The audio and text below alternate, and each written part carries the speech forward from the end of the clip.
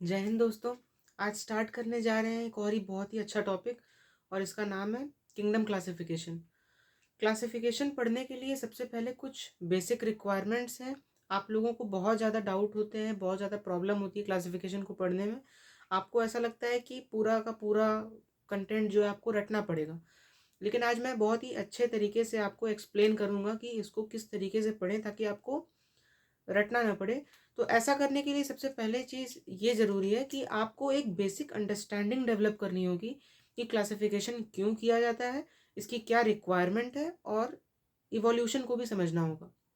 ठीक है, तो चलिए स्टार्ट करते हैं आज का टॉपिक बिना टाइम वेस्ट किए। हेडिंग लगाइए classification.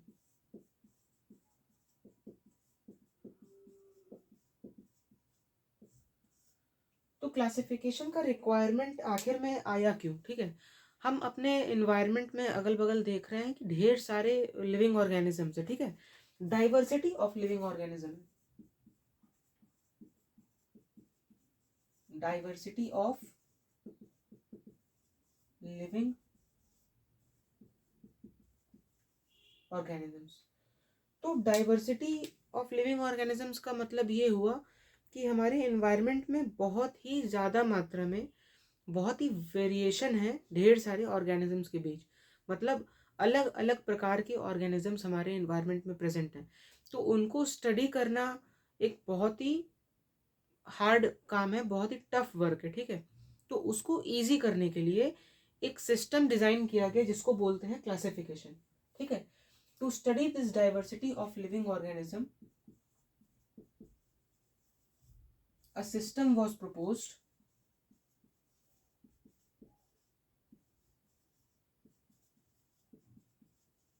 a system was proposed and that was known as classification.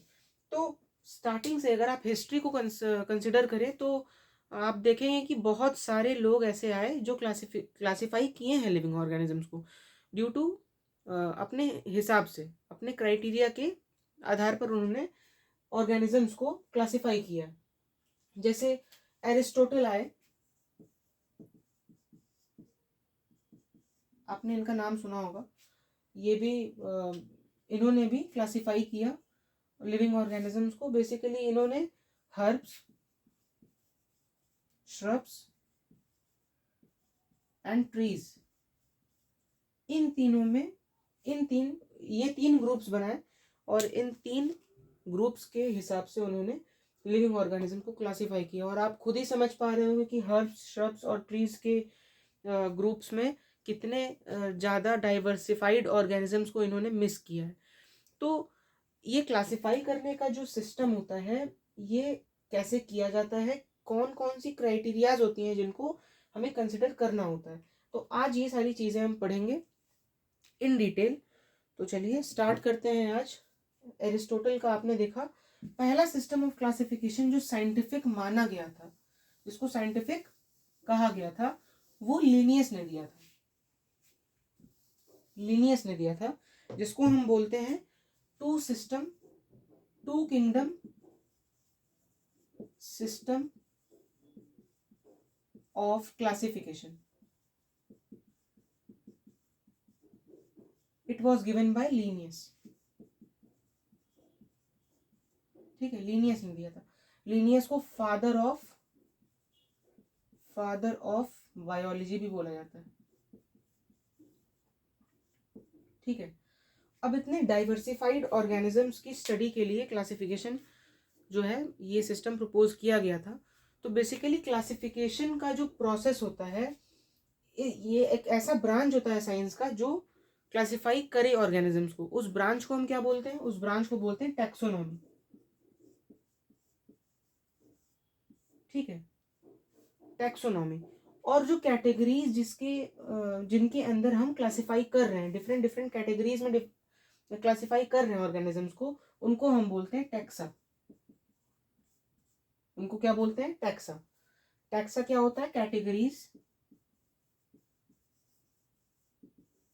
In which we classify living organisms.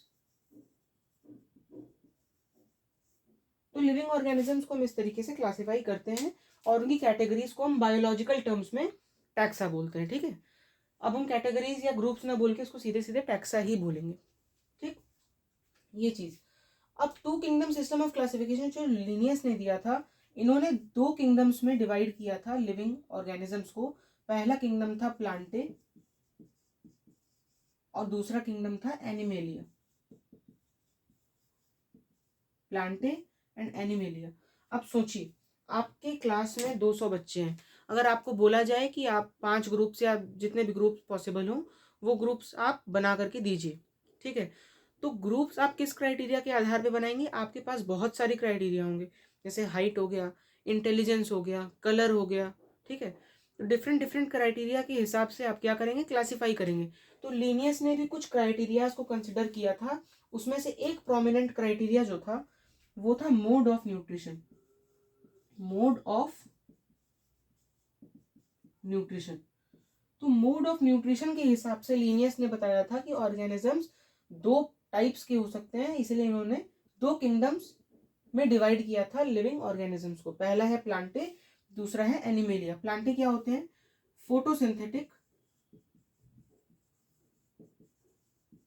Photosynthetic organisms. ठीक है, और एनिमल्स क्या होते हैं? Non photosynthetic.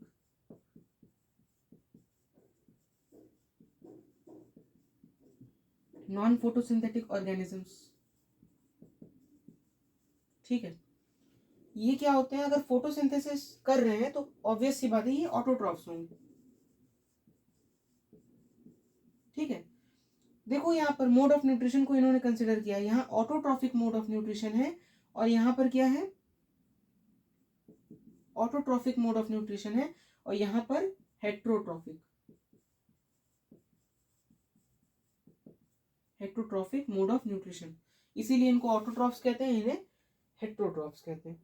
तो अब आप सोचिए, आपके इन्वायरमेंट में इतने ज़्यादा अमाउंट में लिविंग ऑर्गेनिजम्स प्रेजेंट हैं, तो क्या ये दो क्लासिफिकेशन के सिस्टम क्या सफिशिएंट है पूरे लिविंग ऑर्गेनिजम्स को स्टडी करने के लिए? मेरे हिसाब से तो नहीं है। बाकी लेक्चर के थ्रू आउट आपको समझ में आ जाएगा कि क्यों ये सफिशिएंट नहीं है। तो इस प्रकार देखा गया कि प्लांटे और एनिमेलिया जो दो किंगडम लिनियस ने दिए थे, इसमें बहुत ढेर सारे क्या आने लगे? ड्रॉबैक्स आने लगे। तो अगर इनके ड्रॉबैक्स को डिस्कस किया जाए, मैं थोड़ा सा इधर ये मिटा रहा हूँ। अगर ड्रॉबैक्स को डिस्कस किया जाए,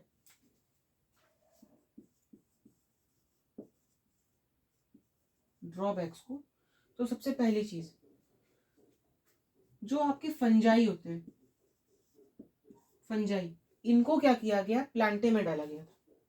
फंजाई को किंगडम प्लांटे के अंदर रखा गया था। तो फंजाई तो देखा जाए तो नॉन नॉन फोटोसिंथेटिक है। ठीक है, ये इसका मोड ऑफ न्यूट्रिशन क्या है? हेट्रोट्रॉफिक है, लेकिन फिर भी इनको प्लांटे में रखा गया। ठीक है, तो that was the flaw. Fungi was non photosynthetic but was kept in kingdom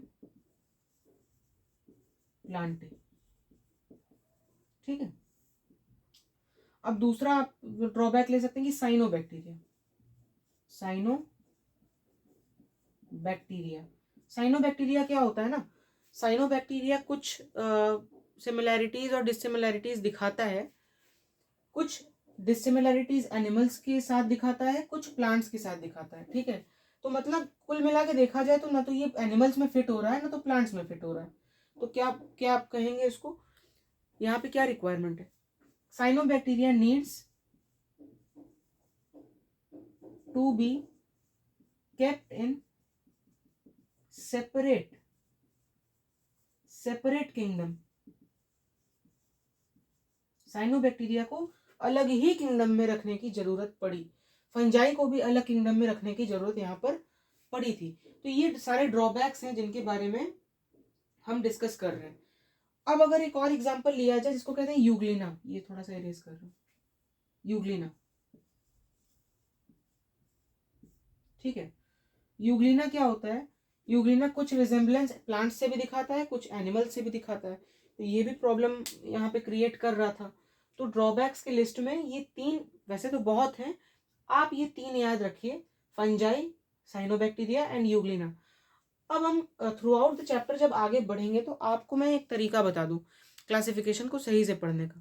classification पढ़ने के लिए आपको जो भी ग्रुप्स दिखाई देंगे, या कोई भी फाइलम हो गया, कोई भी किंगडम हो गया, कोई भी क्लास, ऑर्डर, जीनस, स्पीशी, कुछ भी, उनको समझने के लिए आपको क्या करना होगा, उनके कोई भी अच्छे से एग्जाम्पल को याद करना होगा। ठीक है, जैसे अगर आपसे पूछा जाए कि एनिमल्स पे कुछ बताइए आप एनिमल्स के बारे में, तो आखिर आपके दिमाग में कोई ना कोई एग्जाम्पल तो सेट होगा ना, जैसे काऊ हो गया, लायन हो गया, आप तब बोलना शुरू करेंगे उनको दिमाग में रख के।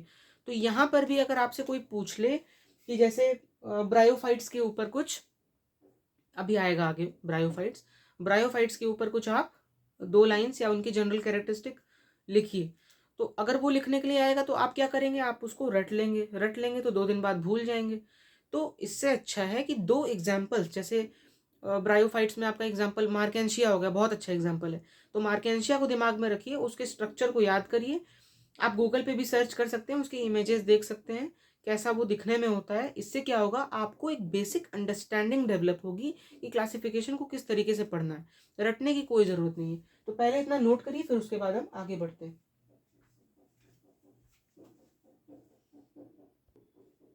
हो गया, चलिए आगे बढ़ते हैं।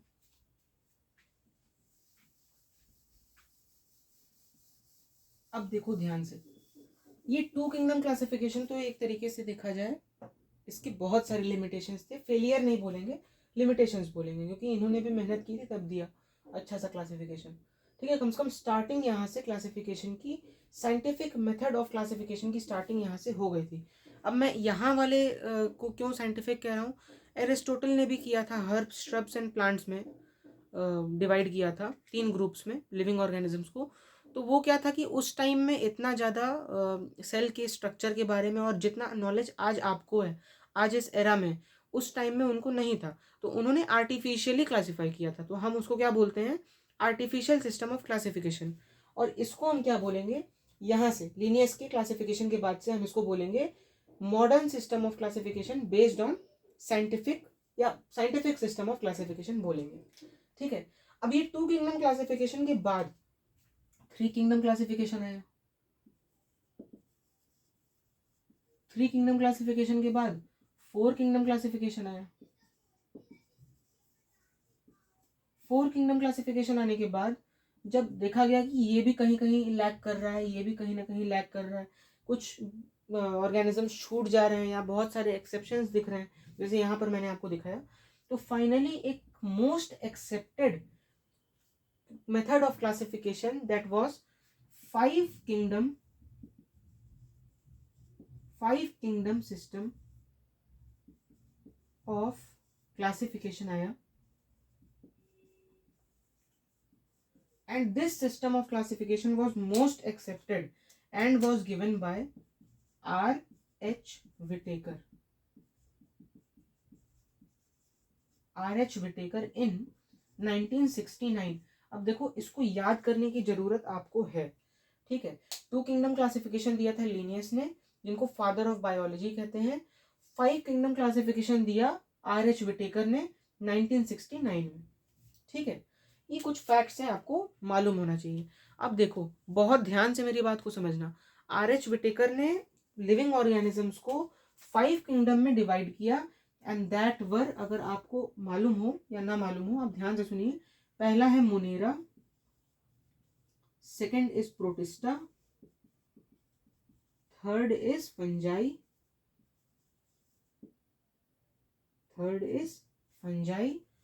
Fourth is Plantae, and fifth one is animalia. तो आप देख रहे हैं कि 5 किंगडम में इन्होंने डिवाइड किया लिविंग ऑर्गेनिजम्स को। और यहाँ पर मैं बता दूं, इनका क्राइटेरिया जो रहा क्लासिफिकेशन का, ये बहुत ही बढ़िया रहा, बहुत ही स्पेसिफिक रहा। अगर आप लिनियस क्लासिफिकेशन के बेसिस को अगर देखें या क्राइटेरिया को देखें कि किस क्राइटेरिया पे इन्होंने 2 सिस्टम क्लासिफिकेशन दिया, तो वो आप अंदाजा लगा पाएंगे कि केवल मोड ऑफ न्यूट्रिशन के बेसिस पर इन्होंने क्लासिफाई किया, लेकिन इनका जो क्लासिफिकेशन का क्राइटेरिया रहा वो मैं अभी यहाँ पे लिखूंगा। ये वाला पार्ट आप नोट कर लिए होंगे, मैं इसको इरेज कर रहा हूँ।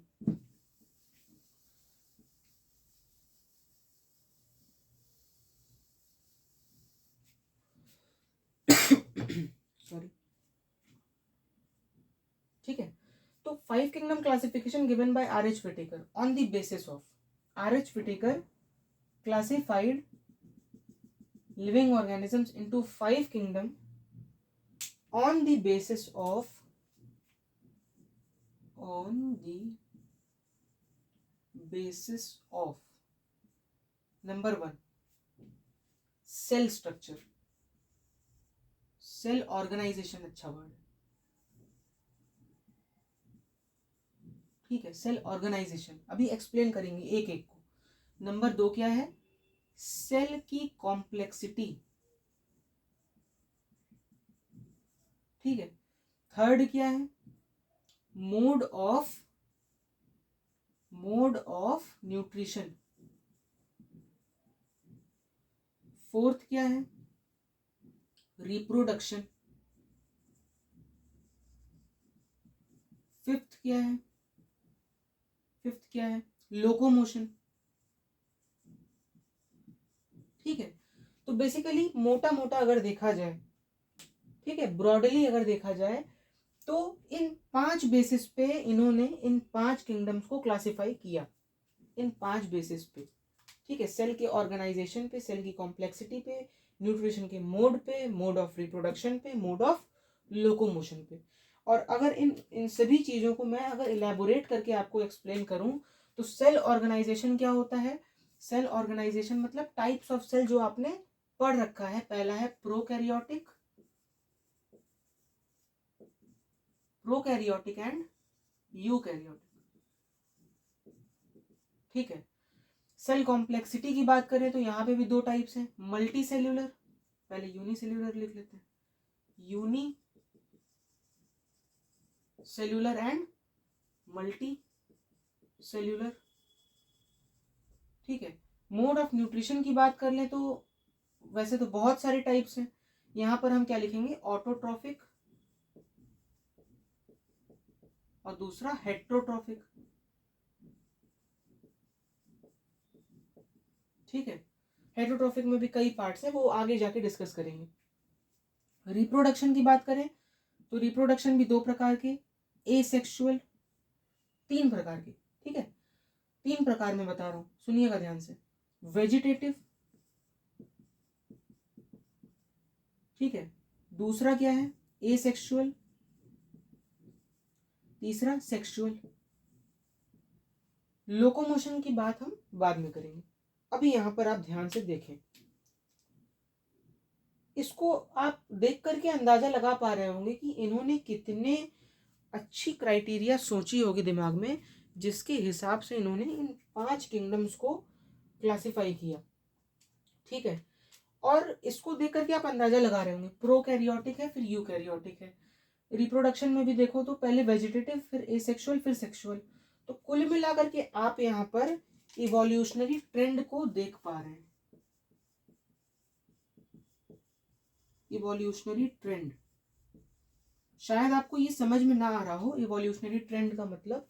इवोल्यूशनरी ट्रेंड क्या होता है कि आप इतना तो जानते होंगे कि एक छोटे से सेल से या ऑर्गेनिक कंपाउंड से हमारा पूरा एनिमल डाइवर्सिटी जो है या प्लांट डाइवर्सिटी या लिविंग डाइवर्सिटी ये इवॉल्व हुआ है just from a single cell, ठीक है। मैं एम्ब्रियो की बात नहीं कर रहा हूँ, वो तो अलग चीज है, ठीक है। तो इस तरीके से इवोल्यूशन हुआ है from single cell to blue whale तक, ठीक है। छोटे से बैक्टीरिया से लेकर के बड़े से ब्लू व्हेल तक, जाइंट स्क्विड तक, आप देखेंगे कि पूरा इवोल्यूशनरी ट्रेंड है। तो सबसे पहले क्या आया होगा, अगर मैं इवोल्यूशनरी ट्रेंड को और डिटेल में एक्सप्लेन करूं तो सबसे पहले मोनेरन्स आए होंगे,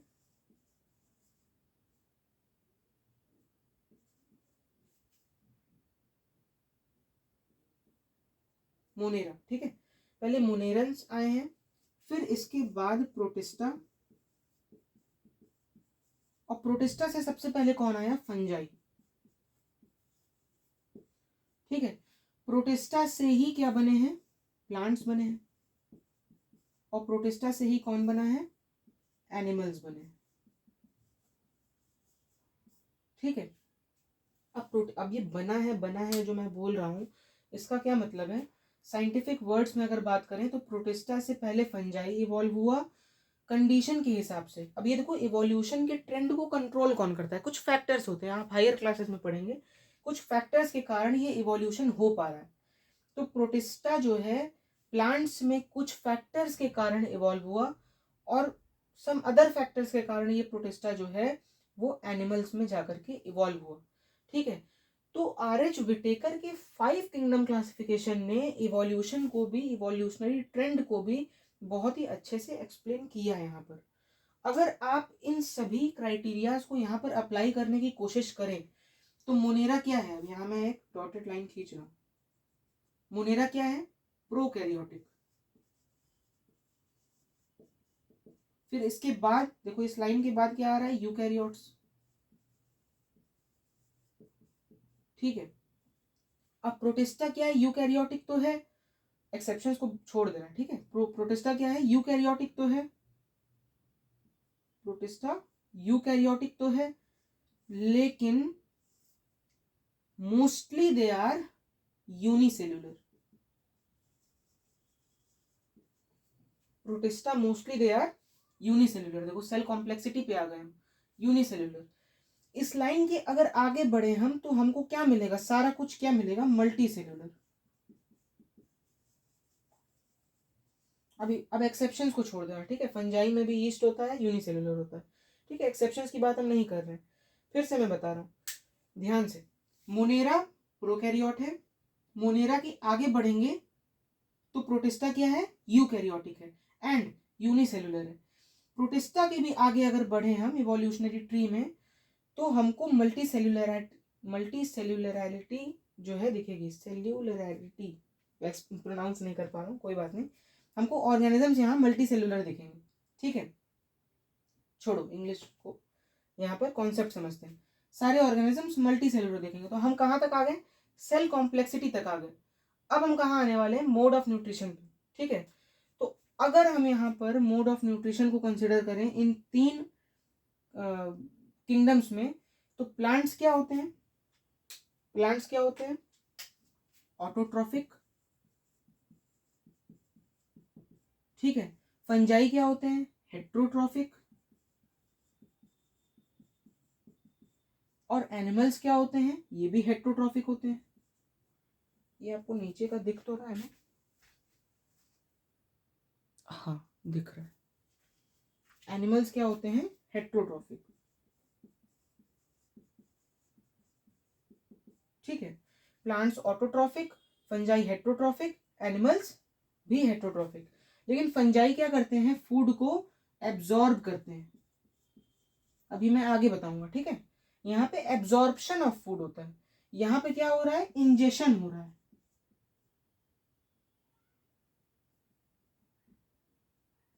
इंजेस्ट कर रहे हैं, इंजेशन ऑफ फूड हो रहा है। ठीक है, तो आप ध्यान से अगर देखें, मैं फिर से बता रहा हूँ, हम सेल ऑर्गेनाइजेशन की बात की, फिर सेल कॉम्प्लेक्सिटी की बात की, फिर मोड ऑफ न्यूट्रिशन की बात की। रिप्रोडक्शन और लोकोमोशन हम सेपरेटली डिस्कस करेंगे। फिलहाल इस इवोल्यूशनरी ट्री में अगर देखें आप इस ट्रेंड को, तो मोनेरा जो है प्रोकैरियोटिक, फिर उसके बाद यूकैरियोटिक सेल्स हुए, फिर जो कि यूनिसेल्युलर थे पहले, बाद में जब मल्टी सेल्युलर हुए तो ये देखो तीनों मल्टी सेल्युलर है, एक्सेप्शंस को छोड़ के। ठीक है, फिर अगर मोड ऑफ न्यूट्रिशन आ रहा है, मोड ऑफ न्यूट्रिशन को कंसिडर किया जाए तो plants are autotrophic, fungi are heterotrophic and animals are also heterotrophic, but fungi absorb the food from the surface, animals ingest their food, और आगे की चीजें वो करते हैं। ठीक है, तो आप पहले बेसिक अंडरस्टैंडिंग डेवलप करिए क्लासिफिकेशन की तरफ। ये पहले आप नोट करिए, मैंने एक्सप्लेन किया बेसिस ऑफ 5 किंगडम क्लासिफिकेशन, कौन कौन से किंगडम्स होते हैं, और इवोल्यूशनरी ट्रेंड को पहले नोट करिए, फिर आगे बढ़ते हैं।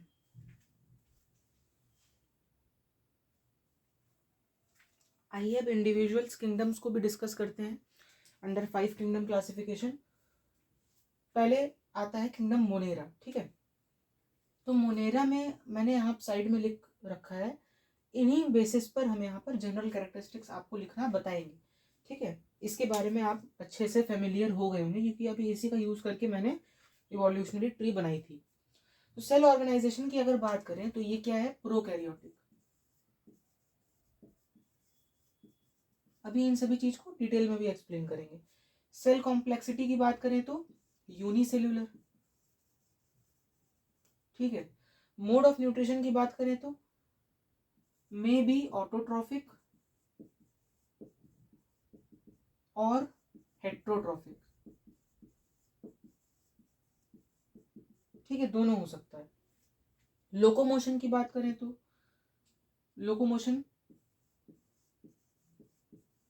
Locomotion is by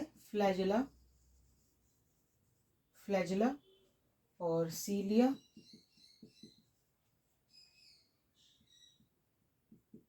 locomotion bye flagella और सीलिया, और दे आर नॉन मोटाइल, ठीक है। या तो चलेंगे ही नहीं, लोकोमोट करेंगे ही नहीं, और अगर लोकोमोशन करेंगे तो फ्लैजिला या सीलिया के हेल्प से करेंगे। रिप्रोडक्शन की बात करें अगर, देखो जो आप पॉइंट्स रटते थे ना, यहाँ पर मैंने क्लियर कर दिया कि आपको किसके किसके ऊपर कमेंट करना है। सेल के ऑर्गेनाइजेशन के ऊपर, सेल की कॉम्प्लेक्सिटी, जैसे कोई भी सामने आपके लड़का खड़ा है या कोई भी व्यक्ति खड़ा है, आप उसके बारे में कुछ बता रहे हैं तो आप उसके हाइट के बारे में बता रहे हैं, उसके कलर के बारे में बता रहे हैं, उसके इंटेलिजेंस के बारे में बता रहे हैं, कितनी पढ़ाई किया है वो उसके बारे में बता रहे हैं, क्या कर सकता है, क्या क्या काम करता है, चलता फिरता कैसे, इस सब चीज़ के बारे में बता रहे हैं। तो वही मैंने यहाँ क्राइटेरिया लिख दी है, सेल के ऑर्गेनाइजेशन, उसकी complexity, mode of nutrition, locomotion and reproduction, जिसके बेसिस पर RH विटेकर ने 5 किंगडम क्लासिफिकेशन दिया था। रिप्रोडक्शन की बात करें अगर किंगडम मोनेरा में, तो they exhibit asexual reproduction, and asexual reproduction में भी वो क्या करते हैं, फिजन करते हैं। फिजन भी 2 प्रकार के होते हैं, एक होता है binary fission and multiple fission, तो basically they undergo binary fission, most of the time binary fission करते हैं। अभी ये भी एक्सप्लेन करेंगे, ठीक है।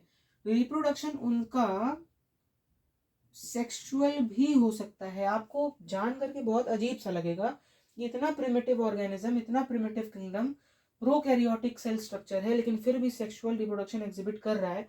लेकिन मैं आपको बता दूं, सेक्सुअल रिप्रोडक्शन जो है, दिस इज प्रिमिटिव टाइप,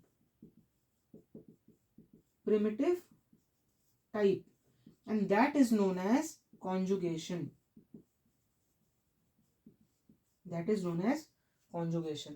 ठीक है। चलिए अब इन सभी चीजों के बारे में थोड़ा सा डिटेल में पढ़ते हैं।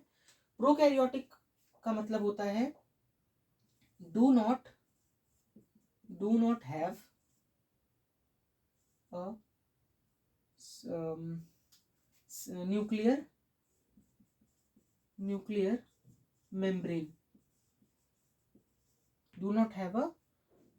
मेम्ब्रेन, यूनिसेल्यूलर का मतलब सिंगल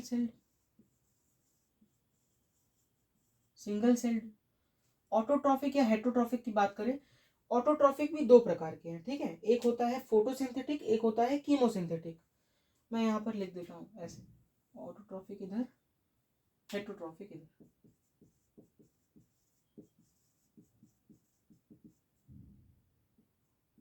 ठीक है।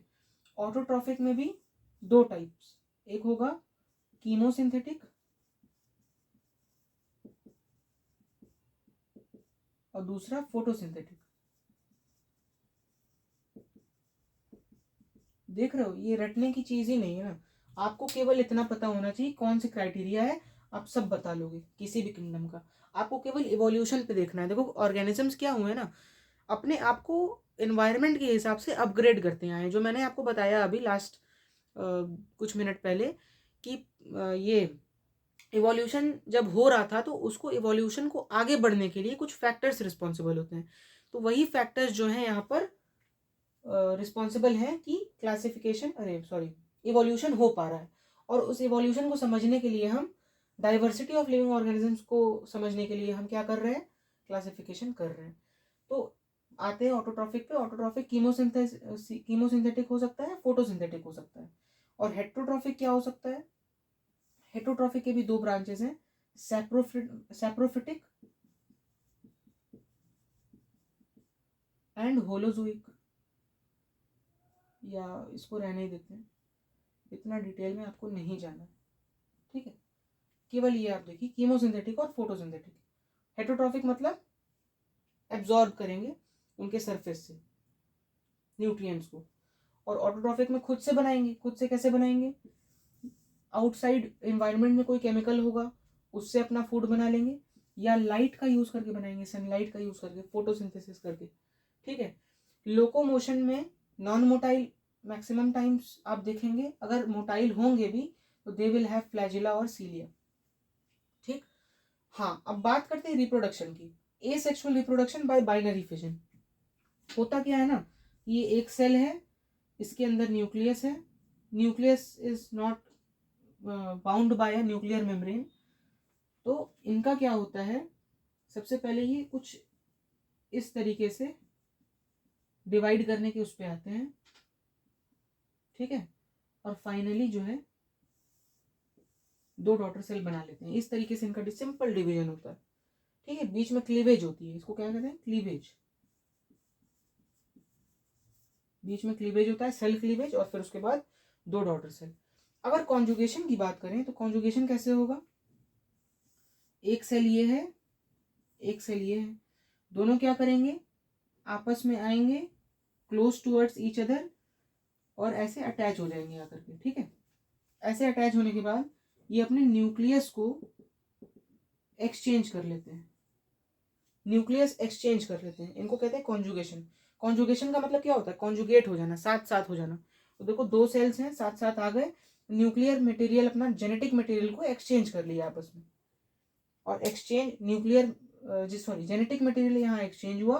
तो इस प्रोसेस को कहते हैं sexual reproduction, that is of primitive type, and this is known as conjugation. आपको बेसिकली ये पैरामीशियम में भी देखने को मिलता है, मैं आगे बताऊंगा। पहले आप इतना नोट कर लीजिए, फिर उसके बाद आगे बढ़ते हैं।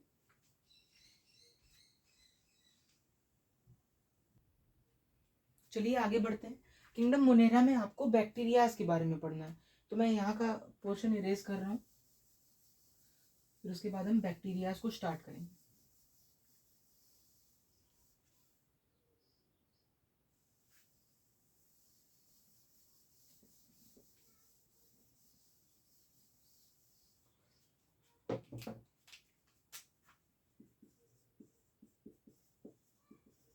तो देखो, अब यहाँ पर फायदा हुआ क्लासिफिकेशन का।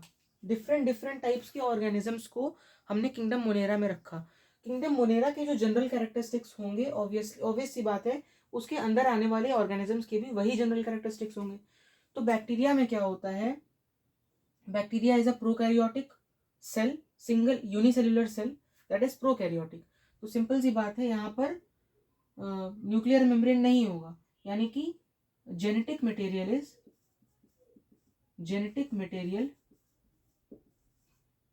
Is circular DNA which is not bound by any membrane। कहने का मतलब है कि वो प्रोकैरियोटिक होगा। बैक्टीरियाज आर यूनिसेल्युलर, ठीक है। बैक्टीरियाज क्या है, यूनिसेल्युलर। अब अगर इनकी लोकोमोशन को देखा जाए तो फ्लैजिला होगा, फ्लैजिला इज प्रेजेंट, ठीक है। या नॉन मोटाइल भी होंगे जैसे मैंने यहाँ पर बताया। और रिप्रोडक्शन जो होगा वो भी फिजन से होगा या कॉन्जुगेशन होगा, ठीक। ये चीजें हो गई। अब अगर हम बात करें बैक्टीरियाज की या मोनेराज के दो ग्रुप्स के बारे में, जिसमें मोनेराज को फर्दर क्लासिफाई किया गया। मोनेरा के भी दो ग्रुप्स बनाए, एक को हम बोलते हैं आर्के बैक्टीरिया और दूसरे को बोलते हैं यू बैक्टीरिया, ठीक है। आर्के बैक्टीरिया का मतलब क्या होता है, आर्के बैक्टीरिया का मतलब होता है they are primitive, they are primitive bacteria, ठीक है। Eubacterias are true bacteria, ठीक है, ये क्लियर हो गया। प्रिमिटिव बैक्टीरिया है, they can live in harsh condition, harsh conditions में रह लेते हैं, ठीक है। एग्जाम्पल्स की बात करें तो हम क्या लिख सकते हैं, हेलो बैक्टीरियम, हेलो बैक्टीरियम, ये क्या है, एग्जाम्पल है, हेलो बैक्टीरियम, ठीक। ट्रू बैक्टीरिया की बात करें अगर, यू बैक्टीरिया की, जिसको ट्रू बैक्टीरिया भी बोलते हैं, ये 4 टाइप्स के होते हैं, 4 टाइप्स के, ठीक है। एक होता है सबसे पहला बैसिलस, दूसरा होता है कोकाई, तीसरा होता है स्पाइरलम,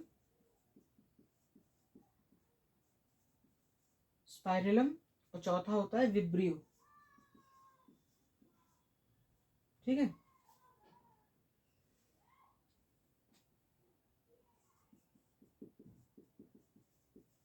ठीक है, बैसिलस, कोकाई, स्पाइरलम, विब्रियो, इनके केवल आपको स्ट्रक्चर के बारे में समझना है। स्ट्रक्चर क्या क्या होता है, bacillus is rod shaped, cocci is circular या राउंड, स्पाइरलम कैसा होता है, कॉर्क स्क्रू शेप्ड, और विब्रियो कैसा होता है, कॉमा शेप्ड।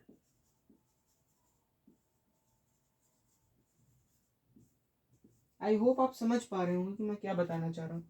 तो ये मैंने पूरा मोनेरा यहाँ पर कंप्लीट किया। फिर से रिवाइज करवा देते हैं। प्रोकैरियोटिक है, यूनिसेल्युलर है, ऑटोट्रॉफिक हेटेरोट्रॉफिक दोनों हो सकता है मोड ऑफ न्यूट्रिशन, ठीक है।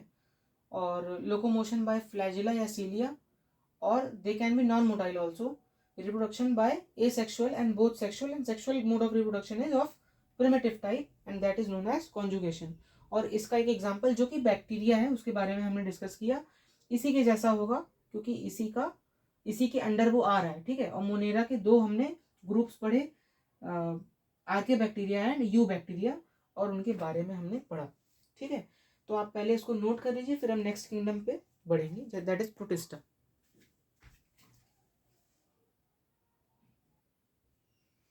चलिए अब किंगडम प्रोटिस्टा के बारे में पढ़ते हैं। ये बहुत ही इंटरेस्टिंग किंगडम है, क्योंकि मैंने अभी आपको फिर से बता रहा हूँ, इवोल्यूशनरी ट्रेंड के हिसाब से बताया था कि प्रोटिस्टा से ही किंगडम फंजाई, एनिमेलिया और प्लांटे ने अपना इवोल्यूशन किया, ठीक है। तो बेसिकली अगर किंगडम प्रोटिस्टा की बात करें तो दे आर यूकैरियोटिक। अब देखिए यहाँ पर थोड़ा सा मॉडर्न होते जा रहा है, मतलब अपने आप को डेवलप किया सेल ने, यूकैरियोटिक हो गया। यूकैरियोटिक होने का क्या मतलब है, न्यूक्लियर मेम्ब्रेन डेवलप हो चुका है, ठीक है।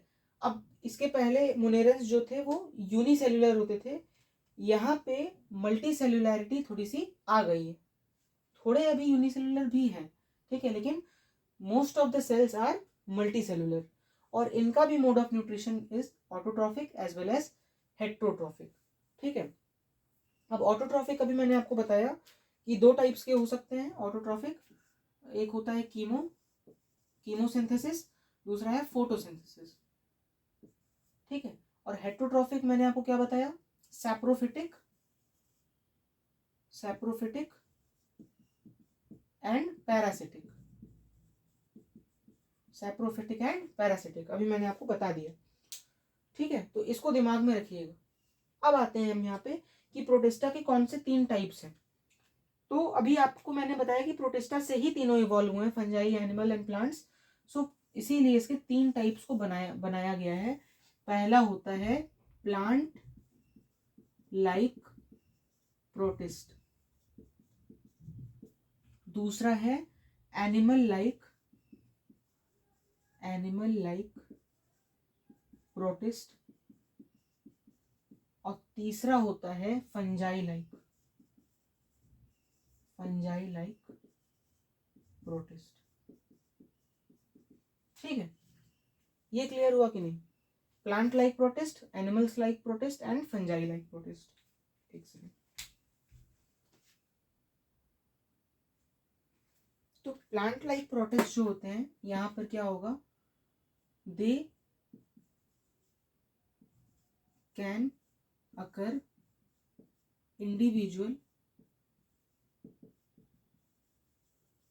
इंडिविजुअली और इन कॉलोनी। ठीक है, इंडिविजुअल सेल भी हो सकता है और वो कॉलोनी बना करके भी, ग्रुप ऑफ सेल्स में भी वो रह सकता है। ठीक है, अब यहाँ पे एग्जांपल्स अगर देखा जाए तो ये देखो, ये फोटोसिंथेसिस भी करेगा, नॉर्मल सी बात है, दे आर ऑटोट्रॉफिक। ठीक है, ऑटोट्रॉफिक होंगे और सेल वॉल भी यहाँ प्रेजेंट होगा, मोस्टली सेल वॉल प्रेजेंट होता है, ये पॉइंट नहीं लिखेंगे, कहीं कहीं नहीं भी होता है। अगर एग्जांपल्स देखा जाए तो यूग्लिना, डायटम्स एंड डाइनोफ्लैजिले,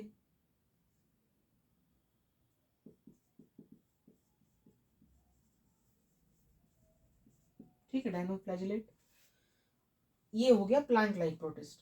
अब एनिमल लाइक, अब देखो ये इवॉल्व हुआ है, protista evolve up into plants, protista evolve into animals and protista evolve into fungi. बहुत ही स्लो प्रोसेस होता है एवोल्यूशन, बहुत ही धीरे धीरे धीरे धीरे, थोड़े थोड़े माइनर चेंजेस आते आते आते आते ये इवोल्यूशन हुआ है।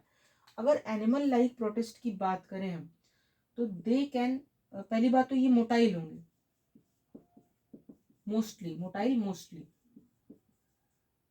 ठीक है, ऑटोट्रॉफिक नहीं होंगे, हेटरोट्रॉफिक होंगे। देखो एनिमल से मिलते जुलते कैरेक्टरिस्टिक्स होंगे यहाँ पे, हेटरोट्रॉफिक होंगे। एंड और क्या कह सकते हैं हम, हाँ मोटाइल है, तो मोटाइल होने के बेसिस पर, मोटाइल को मैं थोड़ा नीचे लिखना चाहता हूँ, ऊपर हेटरोट्रॉफिक, फिर उसके बाद लैक सेल वॉल और फिर उसके बाद मोटाइल। हाँ, अब ये मोटाइल होने के कारण, मोटाइल होने के आधार पर इनको 3 पार्ट्स में डिवाइड किया गया। ठीक है, इनकी मोटिलिटी 3 प्रकार से हो सकती है। पहला तो है राइजोपोड्स, पहला क्या है,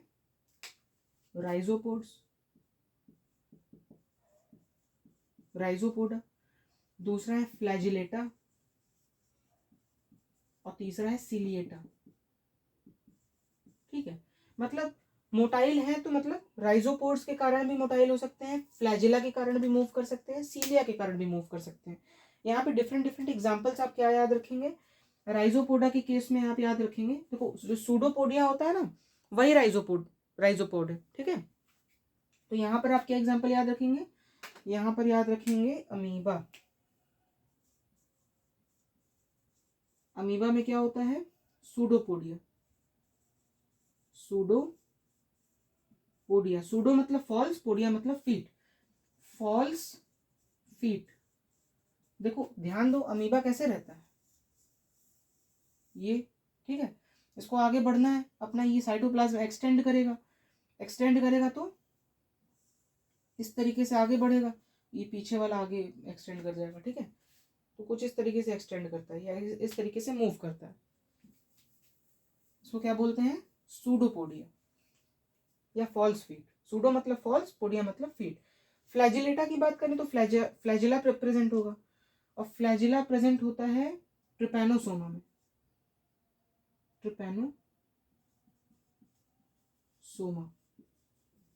ट्रिपैनोसोमा में। ठीक है, सीलिया की बात करें, सीलिएटा की बात, तो जिनमें भी आपका सीलिया प्रेजेंट होगा, ये नीचे का दिख रहा है ना, जिनमें भी सीलिया प्रेजेंट होगा उनको क्या, उनका एग्जाम्पल क्या है, पैरामीशियम, बहुत अच्छा एग्जाम्पल है पैरामीशियम। ठीक है, अब एक और बात बता दूं, अमीबा में मैंने बता दिया सूडोपोडिया होता है। ठीक है, ट्रिपैनोसोमा में बता दिया फ्लैजिला प्रेजेंट होता है, पैरामीशियम में ढेर सारे सीलिया होते हैं। अब यहाँ पर एक पॉइंट आप और याद कर लीजिए या समझ लीजिए, इनके पास micro and macro nucleus present होता है। तो यहां पर आप कह सकते हैं कि they can be uni bi uni और बाई और poly nucleate. Uni, they can be uninucleate, they can be binucleate और they can be polynucleate। मतलब एक न्यूक्लियस भी हो सकता है, दो भी हो सकते हैं। जैसे कि आप यहाँ माइक्रो और मैक्रो न्यूक्लियस, आप ये नोट करते रहिए, मैक्रो और माइक्रो न्यूक्लियस में आप देख रहे होंगे जो पैरामीशियम में प्रेजेंट होता है, और वहां पर मल्टी न्यूक्लिएट यानी कि ढेर सारी न्यूक्लियस भी हो सकते हैं। ठीक है, अब हम बात करने जा रहे हैं फंजाई लाइक प्रोटिस्ट की। तो फंजाई लाइक प्रोटिस्ट की बात करने से पहले आप बस यहाँ 2 पॉइंट है, इसको नोट कर लीजिए तो फिर ये कंप्लीट हो जाएगा। यहाँ पर क्या होगा, cell wall, basically cellulosic cell wall, that is cellulosic cell wall is absent. ठीक है, एंड दे आर हेट्रोट्रोपिक। ठीक है, एग्जाम्पल मैं हाईलाइट करके इसीलिए लिख रहा हूँ, आपको एग्जाम्पल याद होना चाहिए। Slime mould MOLD, slime mould. ठीक है, एग्जाम्पल अगर आप याद कर लेंगे ना, अमीबा को याद रखिए तो आपको याद आएगा सूडोपोडिया होता है, राइजोपोडा में आएगा। ट्रिपैनोसोमा को याद रखिए, फ्लैजिला होता है, फ्लैजिलेटा में आएगा। पैरामीशियम को याद रखिए, सीलिया। पैरामीशियम कैसा होता है देखने में, देखो ये ऐसा स्ट्रक्चर होता है, ढेर सारे ऐसे ऐसे ऐसे ऐसे सीलिया थ्रू आउट द बॉडी यहाँ निकले होते हैं। तो सीलिया प्रेजेंट है। मूव कैसे कर रहा है, सीलिया से कर रहा है। ये कैसे मूव कर रहा है, ट्रिपैनोसोमा फ्लैजिला से कर रहा है। अमीबा कैसे कर रहा है, फॉल्स फीट से कर रहा है, राइजोपोड से।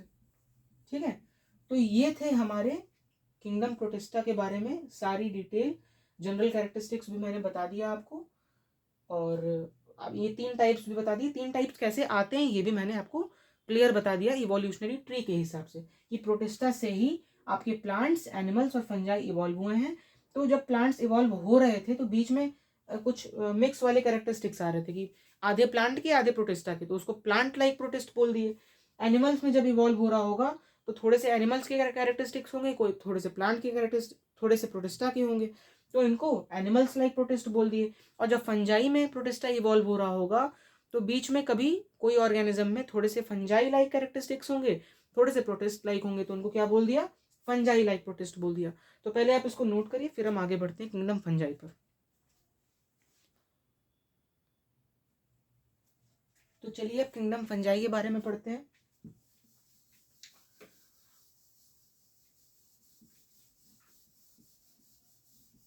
बहुत ही छोटा सा किंगडम है, तुरंत खत्म हो जाएगा।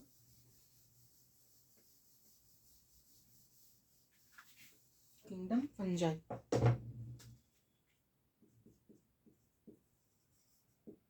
तो किंगडम फंजाई भी बहुत ही बढ़िया सा किंगडम है, बहुत ही इंटरेस्टिंग सा है। इसके बारे में अगर देखा जाए, सबसे पहला चीज तो ये क्या है, यूनी सेल्यूलर और मल्टी सेल्यूलर। यूनिसेल्यूलर भी हो सकता है, मल्टी सेल्यूलर भी हो सकता है, लेकिन मोस्टली अगर देखा जाए, अगर जनरली टॉकिंग की बात की जाए तो they are generally multi cellular. और यूनिसेल्यूलर केवल आप एक याद रखिए नाम, जो कि है ईस्ट इज यूनिसेल्यूलर, बाकी maximum generally they are multi cellular. ठीक है, ईस्ट जो है एक्सेप्शन भी माना जाता है, because fungi are multi cellular organisms. इसको मुझे ऐसे लिखना चाहिए, ठीक है, इसको मैं ऐसे लिख रहा हूं, they are mostly multi cellular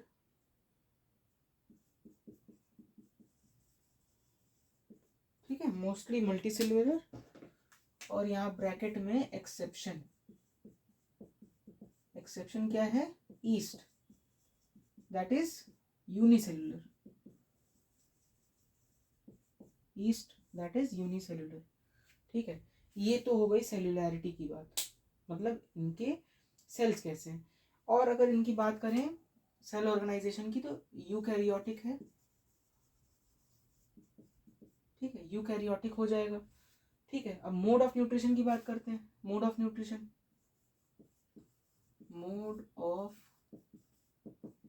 nutrition, तो मोड ऑफ न्यूट्रिशन क्या होगा? सबसे पहली बात तो ऑटोट्रॉफिक बिल्कुल भी नहीं, तो लैक्स क्लोरोफिल। ठीक है, और इसके कारण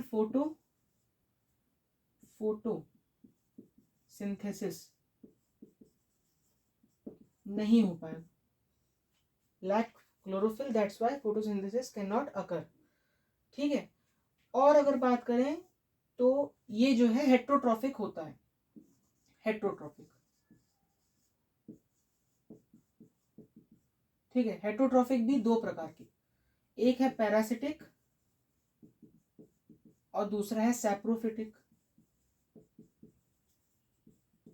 ठीक है, पैरासिटिक का क्या मतलब हो गया? पैरासिटिक का मतलब कि किसी होस्ट के ऊपर रह करके न्यूट्रिएंट एब्जॉर्ब कर रहा है, lie on the host and absorb nutrients from the surface, from the surface। और saprophytic feeds on dead and decayed organic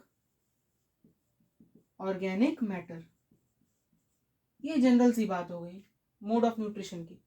ठीक है, पैरासिटिक भी हो सकता है, सैप्रोफिटिक भी हो सकता है। ठीक, यहां तक आपको क्लियर हुआ कि नहीं फंजाई के बारे में? मैं आपको बस इवोल्यूशनरी ट्री को ध्यान में रखना है, कैसे इवोल्यूशन हुआ। ये भी मल्टी सेल्यूलर है मोस्टली, एक्सेप्शन होगा ईस्ट। यूकैरियोटिक है। ठीक है, मोड ऑफ न्यूट्रिशन इसका हेट्रोट्रॉफिक है, ऑटोट्रॉफिक नहीं है क्योंकि इट लैक्स क्लोरोफिल और फोटोसिंथेसिस नहीं हो सकती।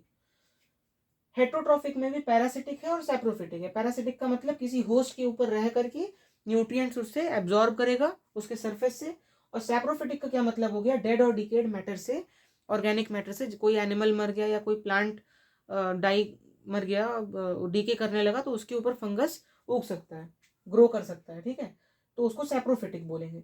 यहां तक क्लियर हो गया अगर आपको? तो अब मैं फंजाई की स्ट्रक्चर की बात करने जा रहा हूँ।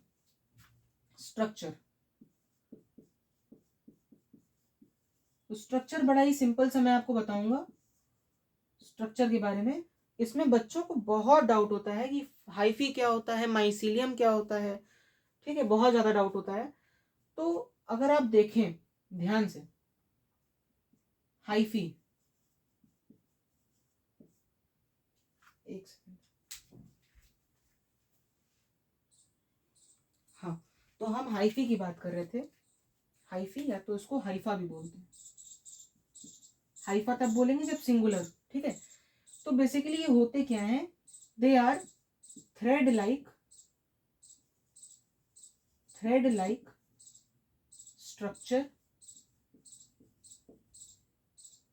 that make up, बस ऐसे याद रखिए, थ्रेड लाइक स्ट्रक्चर होते हैं। ठीक है, अब ढेर सारे हाइफी जो है वो कंबाइन करते हैं, group of hypha combines to form mycelium. ठीक है, तो देखो, ये मान लो एक हाइफा, ये दूसरा हाइफा, ये तीसरा हाइफा, चौथा हाइफा, पांचवा हाइफा। तो देख रहे हो इंटरमिंगलिंग हो रही है कि नहीं यहाँ पर? तो इनके बंच को क्या बोलेंगे? ये एक को अगर कंसिडर किया जाए, इसको ऐसे ना बना करके थोड़ा सा और अच्छा बनाते हैं ताकि आपको क्लियर हो बात बिल्कुल।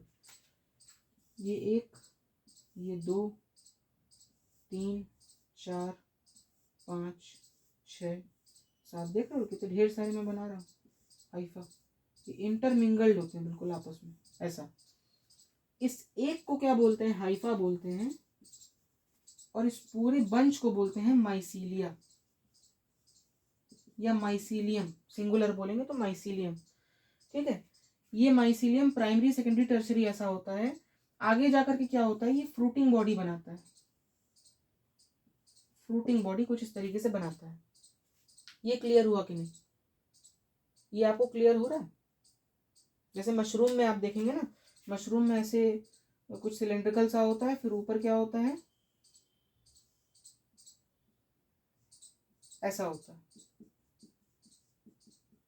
ये मशरूम में इस तरह आप देखेंगे ना, इसके नीचे जो है, ग्राउंड के नीचे ढेर सारे हाइफा मिल करके माइसीलिया बना रहे होते हैं, ठीक है। ये क्लियर हुआ कि नहीं? तो हाइफी और माइसीलियम का मतलब समझ गए। थ्रेड लाइक, जो फंजाई की बॉडी है that is made up of thread like structure known as hyphae and bunch of hyphae are known as mycelium, या group of hyphae combines to form mycelium. I think ये आपको clear हो गया होगा, ठीक है। ये डायग्राम इरेज कर रहे हैं। अब यहाँ पर हम बात करेंगे सेल वॉल के बारे में। Cell wall is made up of chitin, chitin का बना होता है, ठीक है। काइटिन एक एलिमेंट है, उसका बना होता है। जैसे प्लांट्स में क्या सेलुलोज का बना होता है सेल वॉल, वैसे इसमें काइटिन का बना होता है। और अगर रिजर्व फूड की बात करें तो it is stored in the form of glycogen, it is stored in the form of glycogen, ठीक है। तो ये सारे पॉइंट्स हैं, मुझे नहीं लगता कि इससे ज़्यादा जानने की ज़रूरत है आपको। बेसिकली इन सब चीज़ों में आपको ध्यान कहाँ देना है, क्वेश्चन आपके पैरासिटिक और सैप्रोफिटिक मोड ऑफ न्यूट्रिशन से आ सकते हैं और स्ट्रक्चर से भी आ सकता है, ठीक है। एक्स्ट्रा बताने की जरूरत नहीं है, मैं बता सकता हूँ। अगर रिप्रोडक्शन की बात करें तो, अगर रिप्रोडक्शन की बात करें तो कैसे होता है, जल्दी से सुन लीजिए। स्पोर्स जो होते हैं, स्पोर्स छोटे छोटे माइन्यूट रिप्रोडक्टिव बॉडीज, ठीक है। Spores are minute reproductive bodies, minute reproductive bodies जिनके कारण रिप्रोडक्शन होता है इनके में, ठीक है। अब these spores are borne on, spores होते कहाँ पे हैं, they are in sporangium, sporangium and sporangium sporangiophore पे होता है। जैसे देखो ये नीचे का स्ट्रक्चर हो गया माइसीलिया और हाइफी का, ऊपर एक ऐसे निकल रहा है, इस पार्ट को हम क्या बोलेंगे, स्पोरेंजियोफोर बोलेंगे। इसके ऊपर ऐसे सर्कुलर सा स्पोरेंजियम है, और स्पोरेंजियम के अंदर क्या होता है, स्पोर्स होते हैं, ठीक है। ये स्पोर्स बर्स्ट आउट करते हैं, बाद में रिप्रोड्यूस करते हैं, सेक्सुअली एसेक्सुअली दोनों यहाँ पर प्रेजेंट होता है, ठीक है। तो ये आपके कोर्स में नहीं है, कोर्स के बाहर की बात है, ठीक है, बाहर वाली बात। इसको बोलते हैं स्पोरेंजियोफोर, इसको कहते हैं स्पोरेंजियम,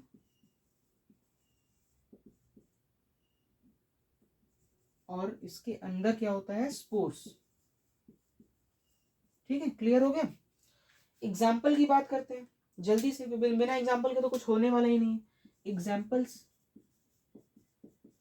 एग्जाम्पल्स में आप सबसे पहले याद कर लेना, ब्रेड को कभी ना प्लास्टिक में बंद करके गीला करके रख दो कहीं डार्क एरिया में, तो उसके ऊपर फंगस आ जाएगा, कॉटन टाइप का दिखाई देता है, उसको बोलते हैं राइजोपस, राइजोपस। और भी ढेर सारे फंगस हैं, जैसे काउडंग पे भी एक फंगस उग जाता है ना, काउडंग पे एक फंगस ग्रो करता है, उसको बोलते हैं पिजाइजा। दो इजी नाम थे इसलिए मैंने आपको बता दिया, राइजोपस एंड पिजाइजा। इसमें आप राइजोपस याद रख सकते हैं, एक याद रख सकते हैं दोनों में से, ठीक है। तो ये मैंने फंजाई, किंगडम फंजाई कंप्लीट कर दिया है, एकदम डिटेल में ज़्यादा नहीं गया हूँ, थोड़ा बहुत डिटेल रिप्रोडक्शन में और जाया जा सकता था, लेकिन आपके कोर्स में नहीं है। तो आप इसको पढ़ने के लिए अच्छे से नोट्स को प्रिपेयर करें। इवोल्यूशनरी ट्री को, जो मैंने ट्रेंड बताया इवोल्यूशन का, उसको ध्यान में रखें। आर.एच. विटेकर के क्लासिफिकेशन ने इवोल्यूशन को अच्छे से एक्सप्लेन किया है, इसको ध्यान में रखते हुए आर.एच. विटेकर के क्लासिफिकेशन के 5 किंगडम सिस्टम ऑफ क्लासिफिकेशन को आप अच्छे से पढ़िए, नोट्स बनाते रहिए। तब तक के लिए जय हिंद।